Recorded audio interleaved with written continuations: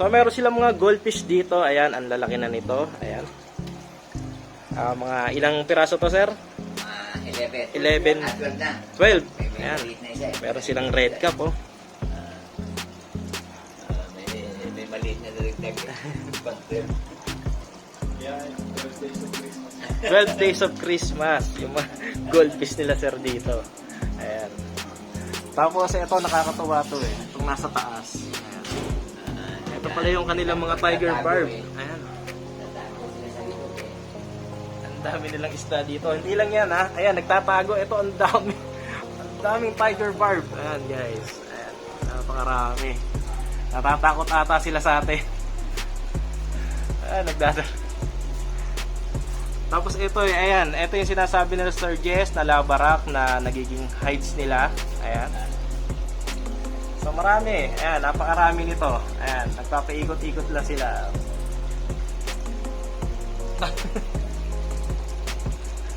Mukhang natatakot na sila sa atin. Tapos dito, ayan, meron silang may mga aquatic plants na set up. Silang goldfish. Ayan. Yan na namin kinuha yan eh. Dito na po. Bali yung paglago ng mga aquatic plants, nilipat nyo na po dito sa kabilang aquarium. Ba't na lang Ano, ang dami oh. Natatakot sila eh. Tapos dito sa kabila, eto, mga cichlids. Ayan. So ayan po, at may nabanggit sa atin Sir Jess, at ito ay may kwento daw ulit. May kwento daw. Ano po ba yung may kwento po dito? Ito po, itong mga goldfish. So sir, ano po ba yung ano po na yung kwento nung kwan. Bali ang dito sir. kwento nung goldfish natin is meron kaming regular customer dito na babae na madalas bumili sa amin ng mga goldfish. Every time na meron kaming goldfish, bumibili sila. Apo. Maliliit lang. Maliliit. Pero mas maliit pa rito. So, nangyari yan, napalaki niya lahat yan. So, at actually, amang tago lang to eh, na nakuha namin. So, nung nangyari, medyo hindi na maalagaan. So, inisip niya na gahanap siya ng mag-a-adapt. Apo. So, naisipan niya na kontakin kami na tinatanong nila na baka gusto na mag-adapt. Sabi, sige, okay lang. Pwede naman kami mag-adapt kasi hindi na daw niya maalagaan. Apo. Kasi nga busy sa trabaho. So, on that night din, binitbit niya, nilagay niya lang sa balde. Tapos nakalagay lang sa black plastic. Apo. Nung dumating nga dito, ano na talaga sila eh. Naghihingalo na. Naghihingalo na. Kaya nag-set up agad muna kami dun sa tab. langgana. Apo. Langgana muna, tapos sige na. Tapos ginamitan namin ng hangin muna. Para makabawi muna sila. Makabawi sila bago namin nilagay dito.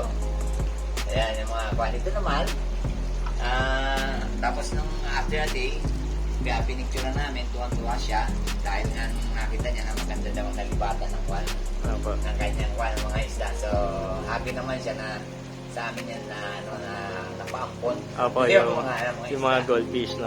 Tsaka kung gusto niyang makita yung mga goldfish niyang pina-adapt sa inyo, makikita niya. pwede niya silipin po. Pwede, ayun. Masiglang Masiglang oh, yung mga goldfish ni Sir dito. Tapos ito naman, ang kwento naman dito, ito actually pumapansin mo, old na to eh. Old model na na aquarium. Apa. Mga history pa. Ito naman, galing sa tiyahin ko din sa kabilang village. Apa. So nakatambak lang, sabi niya, binibigay na daw kasi medyo wala namang nag-iisda na sa kanila at saka medyo matatanda na. So, kumbaga lang, kalat na lang daw. So, minabuti namin ni Briggs na kunin lang namin. So, nung dumating siya dito, nagkaroon na naman kami ng project. Sabi na, pag-usapan namin ni Briggs na, ano ba yung aming pwedeng ilagay. Apo. So, ito nga, naging project namin. Ito nga, na puro part daw ang ilagay namin. Tapos, actually, kung titignan mo to, garden soil lang to. Apo, ayan. Kita nga na ano. Inipit lang namin ng buhangin. Buhangin. So ako na lang din na Ang white nag-design sand. ng bato. Apo, Ako ito ayan. naman malalaking bato. Kasi medyo malaki. Hindi ko na dinikit yan. Pinatong-patong. Patong-patong na lang po. At hindi na naman mauurong ng mga isda yan. So, nagkapi kami ng ano ni Briggs ng labor. Siya nung nagtanim. Aba. Ako naman nagkaroon ng mga patong. So, yan ang naging kwento na kung bakit meron kaming actually dito. Ano nung misis ko to, lagay ng mga orchids na. Apo, yung last na punta ko dito, may mga halaman nga dito yan. Diyan, sa pwestong to. Wala na yung feed natin yan eh. Apo. So, yan ang naging kwento kung bakit meron kaming additional na. Apo. Pero napakaganda nitong setup na to, no? So, ngayon lang ako nakakita nitong mga napakaraming tiger barb. Mas maganda palang tignan pag ganito. Pag tiger bird. Dati, Kaya barb niligay namin eh, para may iba. ayun. Mali, puro yung goldfish. Oh, glowfish tetra na, sir, no? Oo, tama. Para may iba na. Okay, yung mga danyos na, sir, no? Wadan yun. Eh, yung iba ayaw mag-barb kasi matapang. Oo. Hindi lagay natin lahat, puro barb. Nagulat nga ako nito, ayan. Barb, tapos Corridora, saka yung Siamese. So, first time nyo, sir, na mag-set up ng ganito, ng tiger barb, yung laman ng aquarium. Na ganitong karami. First time. Opo, yun. Nasa 100 pieces po ata yung mga barb. Tama na sa 100. 100 pieces. Tapos low-tech lang din yung mga halaman. Actually, di na namin binubuksan yung ilaw yan eh. Hmm. Kapag kaya na, pag viewing. Pag viewing. Oo. Tapos ang ganda pa nung mga combination ng kulay na to, yung green tsaka yung red. Green. Tapos meron siyang ano, yung ano tawag ano, yung isa pa, yung violet ay green Sumatra. Green Bali, Sumatra. tatlong klase ng barb. Sa, Tatawag na. nagkaroon na ulit tayo ng panibagong kwento, no? So, at maraming salamat sa inyo, Sir Blake, Sir Jess, dito sa binahagi nyo sa akin dito. At meron na naman tayong naipakita sa akin. Ayan. Meron pa ba? May koi pa dito. So, pwede, sir. Pwede po. So, pasyalan natin. Kasabay kasi ng goldfish. May kasama pa palang koi pala yan. Ah, may kasama. Hindi naman pwede halo din yung gold. Kaya halo na lang. Ayun. Ilang buti namin nandito na. So, puntahan na. Puntahan natin. So, guys, ito yung mga koi nila Sir Jess dito. Ayan. Bali na i-vlog na natin to dati, no? May istorya din yan. So, panoorin nyo na lang doon sa aking vlog. So, buklatin nyo na lang. At bibigyan ko kayo ng maikling kwento, no? Yun, nabili nila yan maliliit. So, yun. So, sir, nasan po yung koi na sinasabi nyo po na dinagdag nyo po? Yung isang puti. Isang puti. Ito, yan, puting yan. Ito pa, ayan po. Saka yung isang may batik na puti na may itim. Ayun, po. Yung dalawa yan. Yan yung one. So, medyo malalaki na rin sila. Kaya, pero bago namin sinama dyan, winarantin muna namin. Yes, To tama. make sure na, kasi Apo. ito established na. Apo. So, inano ko lang muna ng 1 day. Nilagay ko ng methylene blue. Apo. Parang hinugasan mo. Yes, tama po 'yon, sir. Kasi Hugas muna namin. kahit malinis o yung ano, mas maganda sigurado tayo doon sa ating sinasamang isda. Dahil tingnan nyo naman yung sinamahan nilang isda, napakarami, guys. Kaya kailangan doble ingat tayo talaga. So, kailangan namin yan. Make sure na maayos siya. Apo, ma-quarantine po. Quarantine muna siya for 1 day. At least 1 day lang kako pwede na yan. Apo. Ilagay lang natin sa black. Meron akong marami dyan black plastic box. Tapos may lang siya, may aeration lang siya. Apo. So after 1 day, sinama na Apo, namin. okay. So far, okay naman eh. Wala naman na problema. Apo. So, ayan Bali, kahit gabi, makakapagmuni-muni kayo dito. Pwede kayong tumingin dito sa mga koi nila, sir. Ayan, ang lalaki niyan, guys.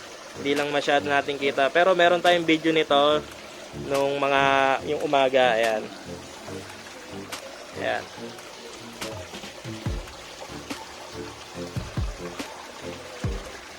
May mga setup din sila dito, mga plants.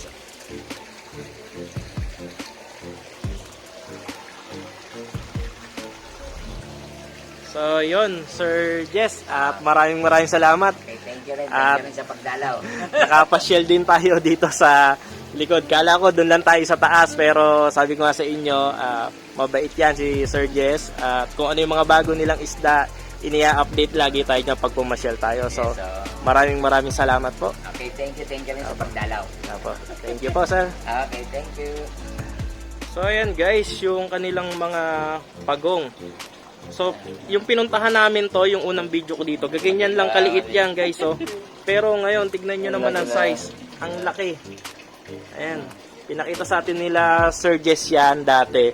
Ganyang kaliliit, nasa tablang nun. Pero eto na. Malalaki na sila. Malalaki na. So ayan. At ewan ko, mayroon pa ata dito. Pero 5 yan, 5 to. 5 piraso yun nandun. Pag Kaya lang ano na, tulog na eh. tulog na. O sir, yan po natin, wag na po natin silang istorbohin. At maganda na po na napakita nyo sa akin yung update doon sa inyong mga pagong na ayun. Meron pa dyan, marami dyan. Meron pa sila doon oh, nakahapon no. Ayan dyan. Ito oh. Kasi mga ready mag-basking dyan eh. Ayun. Meron ka dito ng mga pan eh. Ayan guys. Oh. Nasa taas sila. Ayun. Mga pan eh. Mga mahiyain. Mahiyain. Mga pan yan. So napakaraming pagong nila sir dito. Ayan, meron pa nga lumalangoy sa baba oh.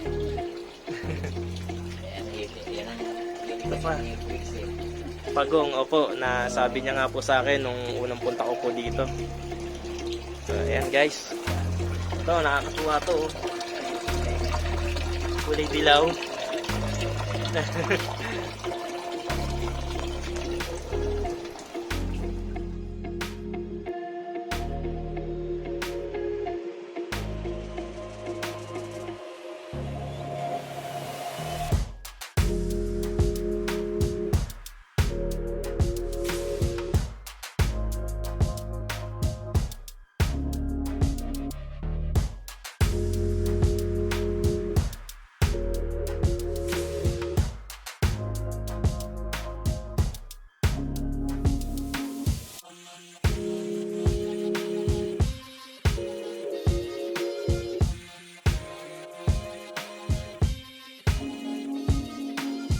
So ayun mga ka-backyard, no? Ito yung binili nating mga aquatic plants kala sa Campigi Aquatics, kala Sir Bricks at kay Sir Jess. So meron pa tayo doon yung ating fishnet kasi butas na yung ating fishnet. Bibiling din natin. So yun na nga mga ka-backyard at hanggang dito na lang muna ang aking video, no? So maraming salamat. So Sir Jess, Sir Bricks, Thank you rin. Apo. Thank you. Pwede po kayong pumasyal dito sa Campigi Aquatics sa mga taga San Pedro, Binyan. Pwede kayong pumasyal. At meron din silang Facebook page. Ilalagay ko dito sa atin. Ilalagay ko sa ating description. So hanggang dito lang aking video. Sir, baka meron kayong isa shoutout.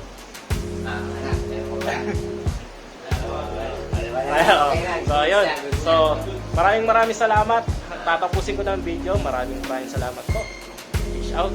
Bye. Thank you. Feel low, you can still go. Even when you feel slow, you can still go. Even when there's no hope, you can still go. I never answer to no, man, I still go.